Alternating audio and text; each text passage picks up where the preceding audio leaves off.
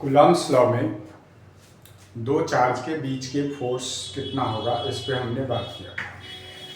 Coulomb's law दो point charge के लिए एप्लीकेबल है। कूलम्ब्स लॉ कहता है कि दो पॉइंट चार्ज के बीच फोर्स चार्ज के मैग्नीट्यूड के डायरेक्टली प्रोपोर्शनल और डिस्टेंस के स्क्वायर के इन्वर्सली प्रोपोर्शनल होगा। तीसरा फैक्टर मीडियम इम्पैक्ट करेगा फोर्स को। अब अगर इसमें हमें क्वेश्चन पूछा जाता है कि सपोज हमारे पास दो स्फीयर है ए एंड बी। ए पे चार्ज है Q1 मान लो 100 माइक्रोकूलम का और बी पे चार्ज है Q2 मान लो 200 माइक्रोकूलम का और दोनों के बीच का एक सेपरेशन है सपोज करते हैं हम कि 10 सेंटीमीटर और इसके बीच में मीडियम है एयर। बहुत ही सिंपल सा क्वेश्चन है। अगर हमसे कहा जाएगा कि ए एंड बी के बीच का फोर्स कितना होगा तो कूलम्ब्स लॉ कहेगा कि K Q1 Q2 over R square. Since medium कौन है, एयर है, तो K का वैल्यू होगा 9 × 10⁹। Q1 का वैल्यू 100 माइक्रो कूलम है तो 10⁻⁻6 से हम मल्टीप्लाई करेंगे। ये हो जाएगा 100 × 10⁻⁻6 कूलम और ये हो जाएगा 200 × 10⁻⁻6 कूलम। पुट कर देंगे वैल्यू। डिस्टेंस हमारा सेंटीमीटर में है, इसको मीटर में कन्वर्ट कर देंगे और इसका वैल्यू यहाँ पर रख देंगे 10 × 10⁻² का होल स्क्वायर। सॉल्व कर देंगे। 9 2 जा 18 इंटू 2 4 और -6 तो -2 और -8 और +9 तो 10 का पावर 1 डिवाइडेड बाय 10 का स्क्वायर दैट इज 100 और 10 का पावर -2 का square that is 10 to the power -4 तो 10 का पावर 2 और -4 तो -2 ऊपर जा करके ये बन जाएगा 10 का पावर +2 ये हो गया 10 × 10 का पावर 3। फोर्स है तो यूनिट हो जाएगा न्यूटन। तो इस तरह से अगर हमें कोई क्वेश्चन दिया जाता है कि दो चार्ज हमारे पास है जिसके बीच का डिस्टेंस और मीडियम हमें पता है, मीडियम पता होने का मतलब उसके डाइलेक्ट्रिक कांस्टेंट के बारे में हम जानते हैं, तो हम सिंपली फोर्स निकालने के लिए K Q1 Q2 by R square लगाएंगे, वैल्यू पुट करेंगे और सॉल्व करेंगे। फोर्स का यूनिट न्यूटन, चार्ज का यूनिट कूलम में और डिस्टेंस का यूनिट मीटर में हम यूज करेंगे। अब ये तो बात है कि अगर उसने दो पॉइंट चार्ज, यहाँ पर जो स्फीयर ए एंड बी लिखा हुआ है वो बेसिकली क्या है, पॉइंट चार्ज है। यहाँ स्फीयर के डायमेंशन को हमने मेंशन नहीं किया है क्योंकि कूलम्ब्स लॉ जब भी डायरेक्ट अप्लाई होगा तो वो कहाँ पे होगा, पॉइंट चार्ज पे अप्लाई होगा।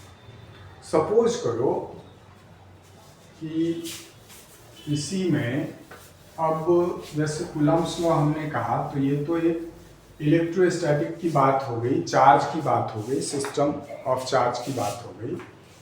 यहाँ पर जैसे हम वेट पढ़ते हैं किसी ऑब्जेक्ट का तो उससे अगर हम इसको रिलेट करें तो जैसे हमें एक क्वेश्चन पूछा जाएगा कि सपोज करो ये अर्थ है हमारे पास और यहाँ पर एक ऑब्जेक्ट रखा हुआ है, एक चार्ज रखा हुआ है Q1 मान लो 100 माइक्रोकूलम का ये चार्ज रखा हुआ है और इसका मास दिया हुआ है हमें कुछ भी।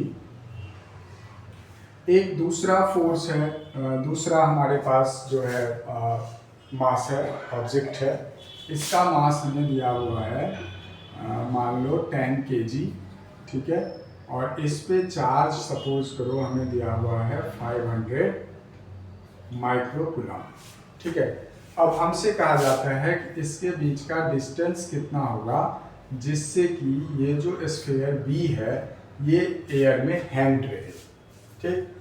तो हम क्या करेंगे कि इस स्फीयर बी का फ्री बॉडी डायग्राम बनाएंगे। तो बी पे एक फोर्स लगेगा mg और जो ये ए है स्फीयर ए, ये एक फोर्स रिपल्सन लगाएगा बी पे, that is electrostatic force of attraction, Coulombic force.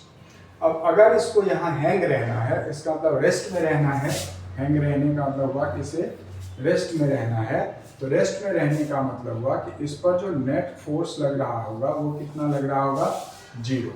अब इस पर फोर्स कितना लग रहा है, तो एफ ई लग रहा है और उसके अपोजिट डायरेक्शन में एम जी लग रहा है, और नेट फोर्स हम कितना कह रहे हैं इसका, 0 कह रहे हैं। इसका मतलब एफ ई किसके बराबर हो जाएगा, एम जी के बराबर हो जाएगा। एफ ई कितना लगेगा, कूलम्बिक फोर्स कितना लगेगा, तो के जितना चार्ज है ए पे इनटू जितना चार्ज है बी पे upon R square equal to क्या हो जाएगा, एम जी, मास हमें दिया हुआ है। इसको अगर हमें निकालना क्या है, आर, तो हम क्या करते हैं, आर स्क्वायर निकालते हैं, के Q1 Q2 by M G हो जाएगा, और अगर हम आर निकालेंगे तो क्या होगा, अंडर रूट के Q1 Q2 bye M G. ये हो गया हमारा एक्सटर्नल के बीच का डिस्टेंस। कहने का मतलब कि जिस तरह से न्यूटन्स लॉ कहता है कि अगर कोई ऑब्जेक्ट अपना पोजीशन चेंज करता है, अगर कोई ऑब्जेक्ट अपना कॉन्फ़िगरेशन चेंज करता है, तो डेफिनेटली उस पर एक अनबैलेंस्ड फोर्स लग रहा होगा। तो जब भी बात होगी किसी भी ऑब्जेक्ट के मूवमेंट की, किसी भी ऑब्जेक्ट के हैंग होने की, तो वहाँ पर हम ये देखेंगे कि ऑब्जेक्ट पे कौन कौन सा फोर्स लग रहा है। तो यहाँ ऑब्जेक्ट पे एक तो कूलम्बिक रिपल्सन फोर्स लग रहा है, एक ग्रेविटेशनल फोर्स, उसका वेट mg डाउनवर्ड लग रहा है। तो अगर हमसे कहा गया कि ऑब्जेक्ट, अच्छा मान लो यहाँ कहा गया कि ऑब्जेक्ट क्या है, रेस्ट में है, तो रेस्ट का मतलब नेट फोर्स क्या हो गया, 0 हो गया। 0 हो गया तो नेट फोर्स कितना लग रहा है, एफ ई, और माइनस एम जी, 0 हो गया, हमने इक्वेट करा करके आर निकाल दिया।